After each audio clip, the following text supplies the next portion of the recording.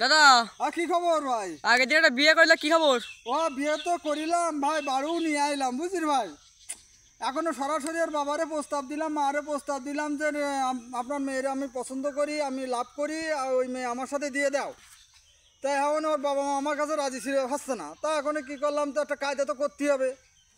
মেয়ের বয়স কম, তা এবারটা ওই মেয়ে কী করলাম, মেয়ের সাথে একটু ফোন নাম্বার নিয়ে কথাবার্তন করা শুরু করে দিলাম। এই 2-4 দিনের মধ্যেই প্রেম করলাম। করার পরে আমি ওই মেয়ে নিয়ে চলে আসলাম বাড়ি।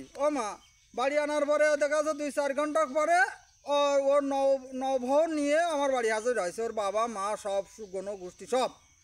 তা আমি স্বেচ্ছাই দিয়ে ওদের হাতে মেয়ে তুলে দিলাম। কারণ দেখেন, আপনাকে আমি প্রস্তাব দিছিলাম, মেয়ে আপনি আমার সাথে দিয়ে দেননি। তাই আপনার প্রেমের মাধ্যমে আপনার মেয়েকে আমি বাড়ি তুলে নিয়ে আসি।